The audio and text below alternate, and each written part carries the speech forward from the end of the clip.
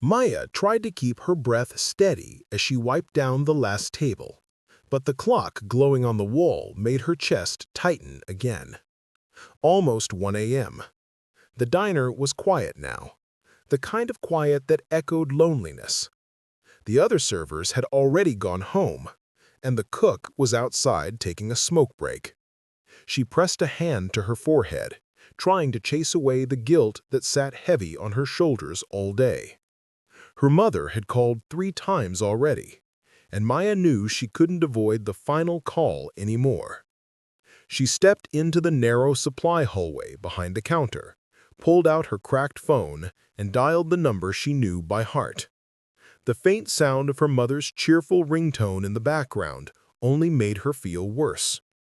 When her mother answered with her warm, soft voice, Maya's throat closed up.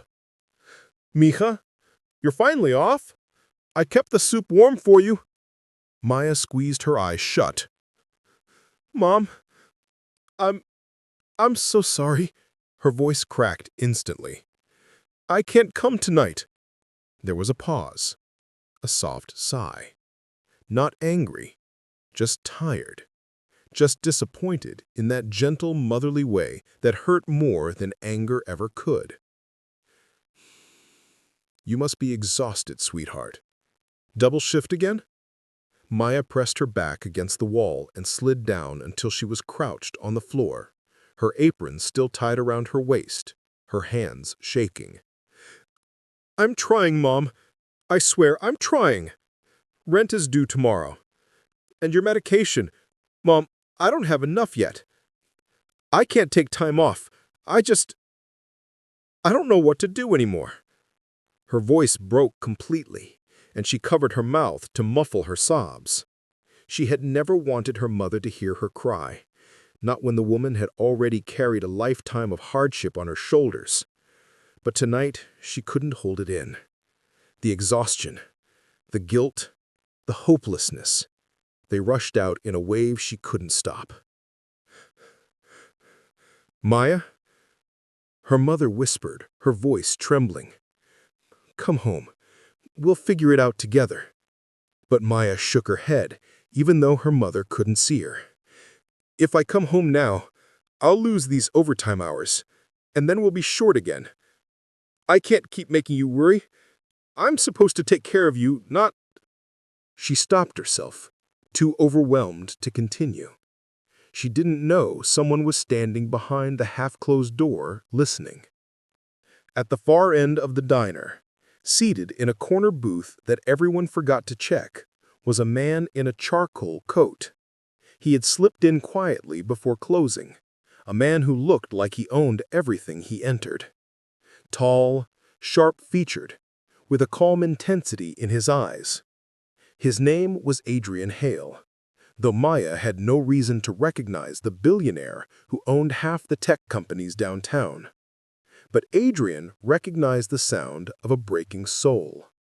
He had heard it in boardrooms and hospital rooms, in places where people wore masks until they cracked. He heard Maya's whispered apologies, the panic in her breathing, the guilt in her voice when she mentioned medication and unpaid bills, and something in him shifted. He stood and walked toward the back hallway, slow enough not to alarm her. He didn't intend to eavesdrop, but when he reached the doorway, he heard her mother say, "Don't cry, my love. You're doing everything you can." Maya let out a soft, broken sob, the sound of someone who had been strong too long. Adrian stepped back before she hung up the phone, giving her space. When her mother answered with her warm, soft voice, Maya's throat closed up. "I'm sorry. She didn't know anyone was still here." "No need to apologize." He said no need to apologize. His voice held none of the arrogance wealthy men were known for. Instead, it was calm, soft, patient. "You've had a long night." She forced a shaky smile. "Long week, actually. What can I get you? Coffee? Pie? We're closing soon." "Actually," Adrian said, I'd like to ask you something. How much do you need? I don't... What do you mean? For the rent. For the medication. For breathing room. Her heart jumped into panic. Sir, please, no, I'm not asking for anything. You don't have to do that. I can't accept. You haven't accepted anything yet. Adrian said, kindness threading through every word. I'm offering.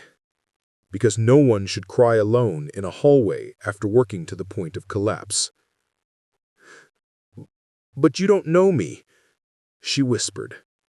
That's not a requirement for compassion. He pulled out his wallet and set a small envelope on the counter beside her.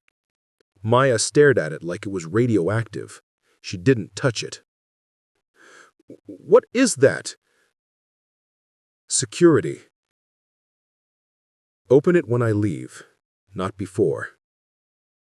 She shook her head, tears filling her eyes again. Sir, please, I can't owe a stranger anything. He smiled softly. Then, consider it anonymous. You never saw me. Before she could protest, he walked toward the door. The bell above it rang softly as he left, stepping into the cold night. Maya stared at the envelope for nearly a minute before finally opening it. Inside was a check. She gasped, her knees nearly giving out. It wasn't a few $100s. It was $20,000. A note was attached. Take care of your mother. Take care of yourself. You deserve rest.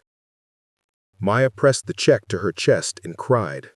This time not from despair, but from disbelief so overwhelming it felt like a miracle.